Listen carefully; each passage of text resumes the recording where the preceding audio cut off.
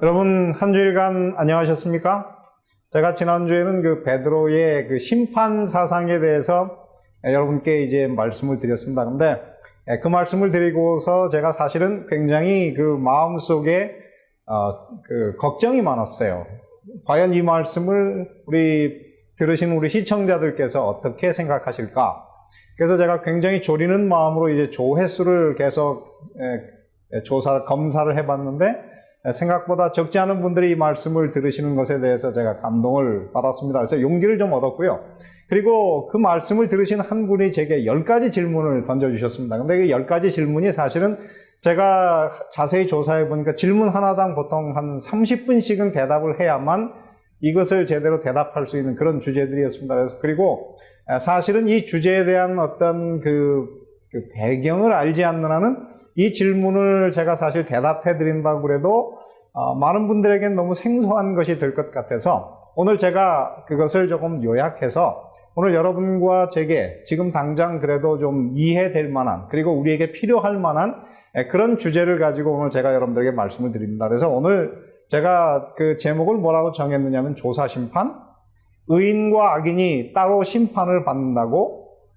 여러분이 보시는 대로 제목에 2개의 물음표가 있습니다. 제가 사실은 이 제목을 정하면서 물음표를 제목에 넣은 적이 거의 없습니다. 그렇지만 오늘 왜 그러냐면 그 10개의 질문을 던져주신 그분의 그 질문을 제가 최대한 이 강의에 한번 반영해 보려고 제가 한번 질문으로 오늘 그 제목을 만들어 봤습니다. 한번 여러분 이 말씀을 한번 이제 오늘 우리가 한번 생각해 보도록 하겠습니다. 지난주에 제가 드린 말씀이 바로 베드로전서 4장 17절, 18절에 있는 말씀인데요. 이 말씀이 사실은 많은 분들에게는 굉장히 생소한 다른 곳에서는 잘 접해보지 못했던 그런 의문을 던져주는 그런 그 명제가 오늘 이곳에 있습니다. 이곳에 보면은 하나님의 집에서 심판을 시작할 때가 되었다. 이렇게 말씀했는데요.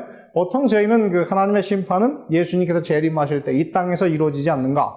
이렇게 말씀을 하는데 오늘 여기서 보면은 하나님의 집에서 심판을 시작할 때가 되었다. 이렇게 말씀하시고 두 번째는 뭐라 그러냐면은 만일 우리에게 먼저 하면. 그래서 이것 우리라고 하는 것은 베드로를 포함한 예수님을 믿는 사람들을 얘기하죠. 그래서 믿는 그리스도인들이 먼저 심판을 받아요.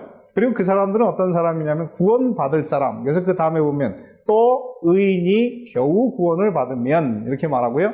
그 다음에 의인이 먼저 심판을 받아서 구원을 받으면 그 다음에 세 번째 보면 하나님의 복음을 순종치 아니하는 자들의 그 마지막이 어떠하며 그 다음에 경건하지 아니한 자와 죄인은 어디서리요. 그래서 오늘 이 말씀에 의하면 심판은 하나님의 집에서 하는 것이 있는데 그것은 구원받을 의인은 먼저 하고 그리고 구원받지 못하는 악인은 나중에 한다. 이런 심판의 순서가 있는 그것도 따로따로 심판을 하는 것에 대해서 오늘 이곳에서 이야기를 하고 있습니다. 그래서 그 질문을 제가 이제 여러분들에게 몇 가지만 소개를 해드리겠습니다. 그 중에 이런 질문입니다. 십자가와 심판은 각각 자비와 공의로서 사랑의 양면을 나타내는 것이 아닙니까? 만약 그렇다면 왜 하나님은 이러한 양면성을 가지고 있습니까? 이게 참 어려운 질문이죠. 두 번째는 심판은 과연 누구를 위한 것입니까?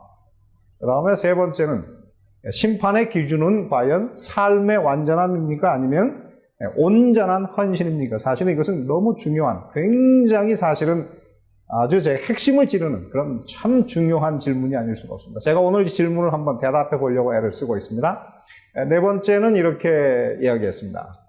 사실은 그 양을 잡아 제사를 드리는 그 모든 것은 십자가의 그 구속을 얘기하는데 이것은 사실은 모든 시간을 초월한 그런 사건이 아닙니까?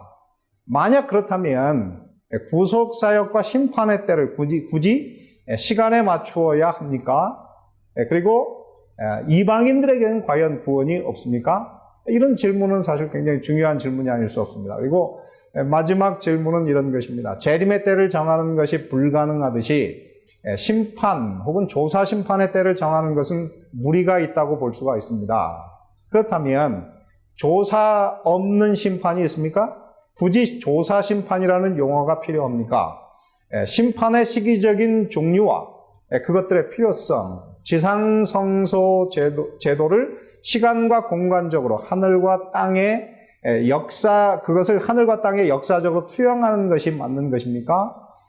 사실은 그 외에도 5가지 더 질문이 있는데요. 제가 다 말씀드릴 수는 없습니다. 그래서 오늘 이 질문을 한번 제가 최대한 반영하는 그런 주제를 가지고 오늘 제가 말씀을 드립니다. 자, 성경에 보면은요, 이런 질문이 있습니다. 다니엘서 7장 9절과 9절 10절과 요한계시록 20장 10절과 12절에 보면 거의 같은 내용이 거의 사람의 눈으로 보면은 거의 완전히 같아 보이는 심판에 관한 이야기가 있어요. 자, 한번 이 말씀을 제가 한번 읽어드릴게요. 다니엘서 7장 9절 10절에 보면 이렇게 썼어요. 내가 보니 왕좌가 놓이고 옛적부터 항상 계신 이가 좌정하셨는데 그의 옷은 희기가 눈 같고 그의 머리털은 깨끗한 양의 털 같고 그의 보좌는 불꽃이요 그의 바퀴는 타오르는 불이며 불이 강처럼 흘러 그의 앞에서 나오며 그를 섬기는 자는 천천히요 그 앞에 모셔선 자는 만만이며 그리고 마지막에 이렇게 씁니다. 심판을 베푸는데 책들이 펴놓였더라.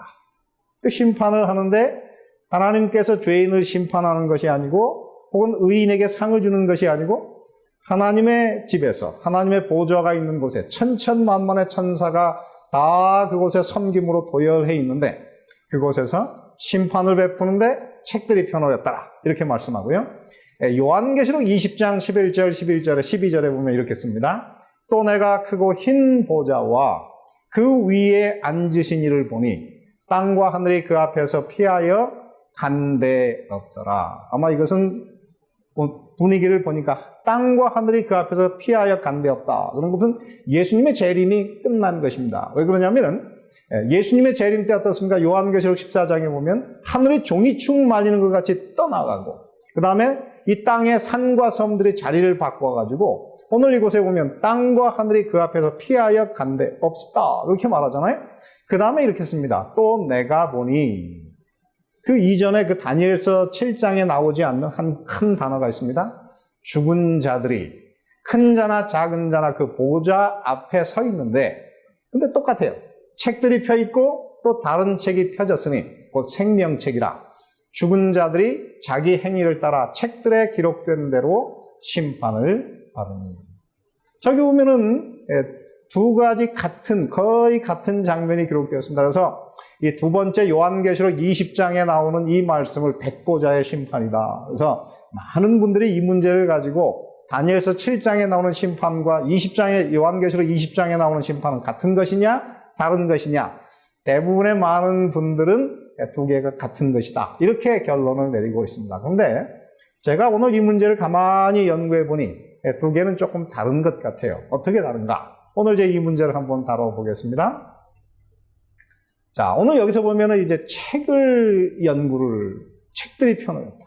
근데 책들이 복수로 기록됐어요. 한 권의 책이 아니고 여러 권의 책이 되어 있는데요.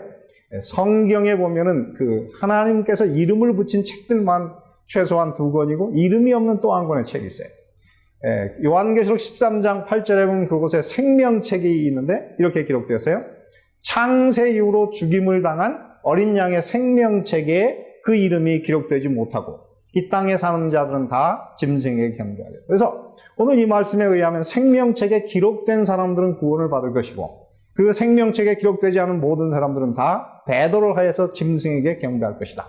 그래서 다니엘서 12장 1절에도 뭐라고 했냐면 이 땅에 큰 심판이 이르러오는데 책에 기록된 모든 자들이 구원을 얻으리라. 그래서 구원받은 사람들의 이름이 기록된 책이 하나 있어요. 그것은 생명책이라 하는 것입니다.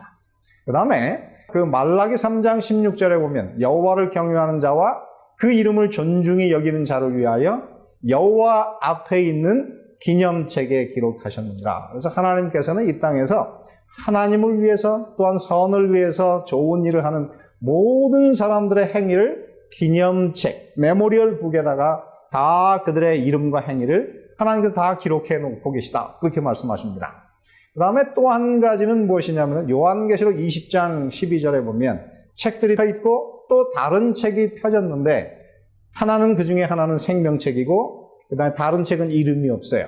근데 여기서 보면은 죽은 자들이 자기 행위를 따라 책들에 기록된 대로 심판을 받는다. 그래서 이 심판은 제가 조금 이따가 설명을 하겠지만 이건 악인들, 이 땅에서 결국 심판받아 영원한 멸망에 이를 사람들의 그들의 행위와 이름이 기록된 또 한 권의 이름이 없는 책이 있어요. 그래서 성경에 보면 이 책들이 최소한 3권이 있습니다. 심판에 관련된 책이 3권인데요. 제가 공부를 할 때 보통 이제 한 학기가 마칠 때쯤 각 과목마다 거기에 이제 텀 페이퍼, 리서치 페이퍼를 씁니다. 근데 리서치 페이퍼를 쓰려고 하면 보통 한 과목마다 최소한 30권에서 50권의 책을 읽어봐야 돼요. 뭐 다 읽을 수는 없습니다. 중요한 부분을 읽어가지고 이제 그 연구한 것들을 다 모아가지고 이제 찬성, 반대, 그리고 결론을 쫙 내리는 그런 일을 하게 되는데, 제가 보니까는 오늘 이곳에 보니까는 하늘에서 하나님의 집에서 그리고 하나님의 법정에서 하나님의 심판대 앞에서 그곳에서 어떤 일이 벌어지느냐면 책들을 자세히 연구해서 그 심판을 내리는, 그래서 아마도 성경의 조사 심판이라고 하는 말이 바로 이 말씀에서 나오지 않았나. 하나님께서 사람들을 직접 심판하기 전에 그들의 모든 행위, 선행과 악행을 다 하나님께서 기록해 놓으신 다음에 이제 마지막에 그것을 다 모아서 하나님께서 이 사람은 구원 받을 것인가 못 받을 것인가 이거를 자세히 연구하는 그런 과정이 바로 오늘 여기에서 말하는 조사 심판이 아닐까. 그래서 이 조사 심판, investigative judgment라고 하는 말이 이 사실은 성경에는 없지만은 이런 용어가 나온 배경이 바로 하나님께서 각 사람의 행위와 그들의 모든 것을 기록한 책들을 하나님께서 연구하시는, 그래서 그 연구의 결과에 따라서 심판하는 것이기 때문에 조사 심판이라는 말이 나온 것이 아닌가, 이런 생각을 해보게 되는 것입니다. 그래서 이 조사 심판이라고 하는 말은 이런 것입니다. 하늘에 있는 하나님께서 천사들을 통해서 기록한 여러 권의 책들에 기록된 과정을 자세히 조사하여 구원 혹은 멸망을 결정하는 과정, 그것을 바로 조사 심판이라 한다. 그리고 이 조사 심판이라는 말은 집행 심판 전에 하나님께서 직접 그들에게 형벌, 상과 벌을 내리기 전에 각 사람의 구원과 멸망의 여부를 책들에 기록된 대로 자세히 조사하여 결정하는 과정을 여기서 말하는 조사 심판이라고 하는 것입니다. 자, 그런데 오늘 여기서 보면은 2번의 조사 심판이 있는 것 같아요. 어떻게 그러면 이렇게 다른가? 첫 번째는 다니엘서 7장 9절부터 10절에도 그곳에 이제 어떻습니까? 천천만만의 천사가 있고 하나님이 좌정하셨고 그 앞에 책들이 펴놓였어요. 근데 이 심판은 누구를 위한 심판입니까? 다니엘서 7장 22절에 보면 옛적부터 항상 계신 자가 와서 지극히 높으신 이의 성도들을 위하여. 이거 위하여라고 하는 단어는 굉장히 중요합니다. 하나님께서 이 심판을 어떻게 해요? 성도들을 대항해서 하는 것이 아니고 성도들을 위하여 그들의 원한을 풀어주셨고, 그래서 하나님께서 먼저 그 책들을 통해서 성도들을 어떻게 해요? 그들의 그 원한을 풀어주는, 옛날 번역은 이것을 신원하셨고, 하나님께서 그들의 원수를 갚아주는 그 일을 하셨고, 그 다음에 때가 이름에 성도들이 나라를 얻었더라, 이렇게 말을 하고 있습니다. 그래서 이 심판은 성경 전체적인 것으로 보면 바로 구원받은 성도들을 위한 심판. 그래서 그 베드로전서 4장 11절에 보면 만일 우리에게 먼저 하며 구원받는 자가 겨우 구원을 얻으면, 바로 이 표현이 바로 여기에 나온 이 말씀을 근거로 해서 나온 것이 아닌가, 이런 생각을 해보게 되는 것이죠. 그 다음에 요한계시록 20장 11절 12절에 보면 거기에 책들이 펴놓였는데 그 다음에 뭐라고 했습니까? 죽은 자들이 자기 행위를 따라 기록된 대로 심판하고. 그럼 여기에 나오는 것은 이 심판의 대상은 죽은 자들만 심판을 해요. 그 성경에 보면 하나님께서 뭐라고 그러냐면 산자와 죽은 자를 심판하신다 그러는데, 이 심판은 어떤 심판입니까? 이것은 죽은 자들만을 위해서 심판해요. 아까 말씀드린 대로 바로 이것은 어떻게 해요? 하늘과 땅이 그 자리에서 다 피하여 간데 없을 때에 예수님의 재림이 끝난 그 다음에 일어난 것이죠. 어떻게 이런 일이 일어날 수 있는가? 우리가 그래서 생각해 보면 참 재밌습니다. 자, 요한계시록 19장, 20장은 다 예수님의 재림이라고 하는 것을 바탕으로 해서 그것이 펼쳐지고 있습니다. 예수님께서 전사가 되어 이제 말을 타고 세상에 재림하셔서 그 원수들과 싸우는데요. 이 땅에 오셔서 의인들은 이제 그 세마포 옷을 입은 사람들을 구원하셨습니다. 그 다음에 구원받지 못한 요한계시록 19장 21절에 보면 그 나머지는 말탄 자의 입으로부터 나오는 검의 죽음에 모든 새가 그들의 살로 배불리더라. 그래서 예수님께서 재림하셔서 의인을 이제 구원해서 하늘로 데려가셨는데 구원받지 못한 모든 이 땅에 남은 사람들은 하나님께서 예수님께서 그 입에서 나오는 아주 검과 같은 강력한 말을 선포하실 때 그들이 일거에 이 땅에서 다 죽는다. 그래서 얼마나 그 죽은 것이 많은지 이 땅에 있는 새들이 와서 그것을 다 먹는 새들의 잔치가 벌어진다. 그렇게 말한 다음에요. 요한계시록 20장 4절 5절에 보면 참 재밌는 표현이에요. 또 내가 보좌들을 보니 거기에 앉은 자들이 있어 심판하는 권세를 받았더라. 저기서 보면 누가 심판하는 권세를 받았습니까? 그 다음에 보니까 이렇게 됐네요. 또 내가 보니 예수를 증언함과 하나님의 말씀 때문에 목배임을 당한 자들의 영혼들과 또 짐승과 그의 우상에게 경배하지도 아니하고 그들의 이마와 손에 그의 표를 받지도 아니한 자들이 살아서 그리스도와 더불어 1000년 동안 왕노릇하니. 자, 여기서 보면은 이 땅에서 구원받은 사람들, 그들이 죽었거나 살았거나 그들이 이제 다 부활을 해서 하늘나라 가는데요. 그것을 무엇이라고 부르냐면 이는 첫째 부활이다. 첫째 부활에 참여한 사람들은 다 어떤 사람입니까? 보좌에 앉아서 왕노릇을 합니다. 그래서 그 고린도전서 6장 2절에 보면 성도가 세상을 심판할 것을 너희가 알지 못하느냐? 성도가 천사들을 심판하겠거늘 하는 이 말씀이 바로 여기에 나와 있는 그런 말씀이죠. 그 다음에 여기 보면 그 가로에 이런 말이 들어있어요. 그 나머지 죽은 자들은 그 1000년이 차기까지 살지 못하더라. 자, 그러므로 요한계시록 20장 11절 12절에서 보면 죽은 자들을 그 책을 펴놓고 심판한다. 그런데 이 요한계시록 20장에서 보면 죽었다 한 것은 무엇입니까? 첫째 부활에 참여하지 못함으로 예수님의 입에서 나오는 기운에 다 죽었다. 뿐만 아니라 이 땅에서 구원받지 못하고 죽어있는 모든 사람들을 심판하시는 그 심판이 바로 그 백보좌 앞의 심판. 그래서 하나님께서 책들을 펴놓고 하시는 심판이 두 번 있어요.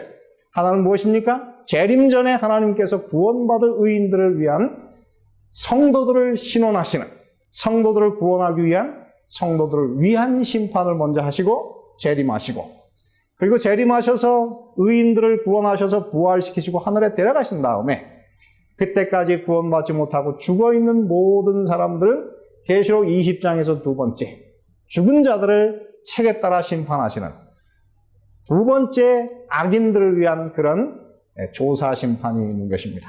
그 조사 심판이 마친 다음에 이제 그들이 다 부활하여 죄값에 따라 그들이 유황불에서 그들의 타는 그 심판이 되기 때문에 마지막 집행심판, 악인들을 향한 집행심판이 그들에게 주어지는 것입니다. 그러므로 오늘 이 성경을 보면은 심판이 어떻게?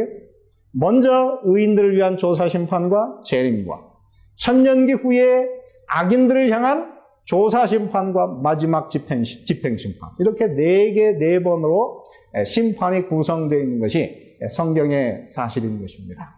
그러면 왜 하나님께서 모든 것을 다 아시는 하나님이 왜 이렇게 복잡한 과정, 하나님이 모르시는 게 있습니까? 우리 인간의 모든 생애, 심지어는 우리의 미래까지도 다 아시는 하나님께서 그분은 우리의 구원과 멸망을 다 아시는데 왜 이렇게 복잡한 과정을 통해서 심판을 하시는가? 그래서 누구와 무엇을 위한 조사심판인가 하는 그런 주제가 굉장히 중요한 것인데요.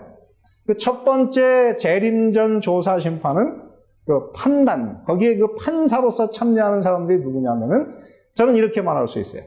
천천만만의 천사. 왜냐하면 하나님의 보좌 앞에 천천만만의 천사가 다 도열해서 거기 지금 봉사하고 있어요. 그래서 이 법정에 누가 있습니까? 타락하지 않은 천천만만의 천사와 이 지구와 같이 이제 사람이 어떤 면에서 사람이 창조되었지만 타락하지 않은 우주 거민들이 바로 이 재림전 조사심판에 판사로서 이렇게 참여해가지고 무엇을 판단할까요? 이 지구상에서 구원받은 사람들은 죄에 오염되었다가 그들이 구원받은 사람이기 때문에 그들이 과연 이 타락하지 않은 죄 없는 이 우주에 들어가기에 합당할 만큼 그들이 정말 죄를 이긴 사람인지를 자세히 조사해서 자기들의 안전에 문제가 없을 만큼 이 심판은 합당한 것이고 이 사람들은 구원받을 만한 사람인가, 이 문제를 정하는 것이 바로 재림전 조사심판이라고 하는 것입니다. 그 다음에 재림 후에 천년기의 조사심판은 왜 일어나는가? 그것은 바로 거기에 심판자는 누가 참석하느냐 하면은 첫째 부활에 참여한 구원받은 성도들이 그때 판사로서 왕노릇하면서 거기 참여하는데요. 그 이유가 무엇입니까? 그것은 바로 그들의 가족이나 친구들 중에 구원받으리라고 생각했지만 구원받지 못한 많은 이유가 무엇인지를 그들이 궁금해할 것이기 때문에 그것을 자세히 조사함으로 하나님의 판단에는 틀림이 없고 그들이 아는 어떤 친척이나 친구나 가족이 그들의 죄 때문에 그들이 결국은 구원받지 못한 것을 이해할 수밖에 없는, 그래서 그들이 그 심판에 들어가는 것입니다. 그리고 결국은 이 심판의 가장 큰 초점은 무엇입니까? 과연 의인을 구원하시고 악인을 심판하시는 그 하나님은 정말 공의로우신가? 그분은 진정으로 사랑이신가?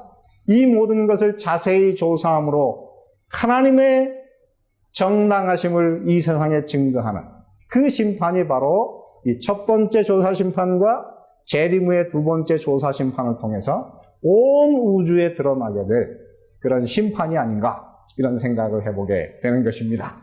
그러면 오늘 제가 이제 마지막으로 여러분들에게 드리고 싶은 질문은, 그러면 심판의 기준은 구원받을 사람들은 삶이 완전해야 되는가, 아니면 온전한 헌신인가? 제가 볼 때는 이 두 가지 다입니다. 왜 그런가? 이 성경에 보면은 예수님께서 제자들에게 산상복음을 말씀하시면서 이렇게 말씀하세요. 하늘에 계신 너희 아버지의 온전하심과 같이 너희도 온전하라. 참 굉장히 어려운 이야기인데요. 문제는 신약의 기자들은 이 말씀을 그들의 삶에 적용해 보려고 애를 쓴 사람들이 참 많이 있습니다. 그 중에 한 사람이 누굽니까? 바로 사도 바울이 데살로니가전서 4장 3절에 보면 하나님의 뜻은 이것이니 너희의 거룩함이라. 누구처럼? 하나님께서 거룩하신 것처럼 너희도 거룩하다. 그 목표를 가지고 살았어요. 그리고 베드로후서 3장 13절 14절에 보면 이제 예수님의 재림 때에 그들은 의가 거하는 새하늘과 새 땅을 바라본다 그래요. 자, 그러면 이 의가 머무는 새하늘과 새 땅에서 살기 위해서 그리스도인들은 어떻게 돼야 됩니까? 그러므로 사랑하는 자들아, 너희가 이것을 바라보나니 주 앞에서 점도 없고 흠도 없이 형강 가운데에서 나타나기를 힘쓰라. 그러므로 이 성경에서 사실은 예수님을 믿었고 하나님의 이 말씀을 따랐던 사람들은 그들이 가능하면 하나님의 온전하심을 그들의 목표로 해서 그들이 앞으로 전진해가는 그런 삶이었어요. 그러나 물론 사도 바울은 그렇습니다. 내가 이것을 온전히 이루었담 아니고 이미 거기에 도달한 것도 아니다. 내가 뒤에 있는 것은 잊어버리고 앞에 있는 그 표대를 향해서 위에서 부르신 주님의 부르심을 상을 향해서 앞으로 전진한다고 그렇게 이야기했습니다. 그런데 그렇게 거룩함을 목표로 해서 살았지만은 이 사도 바울은 또한 자기 자신에 대해서 이렇게 이야기를 합니다. 고린도 전서를 쓸 때 아마 그때가 AD 한 55년경쯤 되지 않았을까 싶은데요. 사도 바울이 뭐라 그러냐면 나는 사도 중에 가장 작은 자라. 사도 바울이 고린도 전서를 쓸 때만 해도 자기는 그래도 가장 작긴 하지만 사도들 중에 포함된 그런 사람일 것이다, 이렇게 생각을 했어요. 그런데 그때부터 시간이 한 4, 5년 더 지나서 에베소서를 쓸 때 에베소서 3장 8절에 보면 사도 바울은 나는 이제 사도 중에 들어갈 수가 없는 모든 성도 중에 지극히 작은 자보다 더 작은 나라. 그래서 이 사실은 헬라어 문법으로 이것을 쓸 수가 없는 표현입니다. 왜냐하면 이것을 영어로 보면 I am the less than the least. 가장 작은 자보다 더 작은. 그래서 이게 문법적으로 사실은 표현할 수 없는 것인데요. 얼마나 사도 바울이 자기 자신에 대해서 겸손했는지 그는 모든 사도도 아니고 성도 중에서 가장 작은 자보다 더 작다고 자기 자신을 이야기하고 있어요. 그 다음에 마지막으로 그가 이제 죽음을 앞둔 디모데전서 1장 15절에 보면 죄인 중에 사도 바울은 더 이상 자기를 사도 중에라고 생각하지 않고 성도들 중에도 생각하지 않고 뭐라 그러냐면 죄인 중에. 자기 자신에 대해서 가장 낮은 표현으로 나는 죄인 중에. 그 다음에 뭐라 그러냐면 나는 괴수다. 이 괴수라고 하는 것은 사실 헬라어로 프로토스 그런데 그것은 뭐냐면 죄인들을 가장 악질부터 시작해서 이제 가장 적은 경미한 죄를 지은 사람까지 순서를 쫙 매기면은 제일 앞에 서 있는 넘버 원 죄수 중에 가장 큰 죄인이 누구냐면 바로 자기 자신이다. 그래서 영어로 보면 of whom I am the worst 그렇게 이야기하고 있습니다. 그래서 이 사도 바울은 참 재밌어요. 그는 분명히 하나님의 부르신 그 부름의 상을 위해서 그가 거룩함과 온전함을 향해서 앞으로 전진해 갔지만은 그러나 그는 한 번도 내가 그것을 온전히 이루었다 하지 않았고 그는 예수님께 가까이 나아가면 나아갈수록 그는 나는 가장 작은 자요 죄인 중에 괴수라.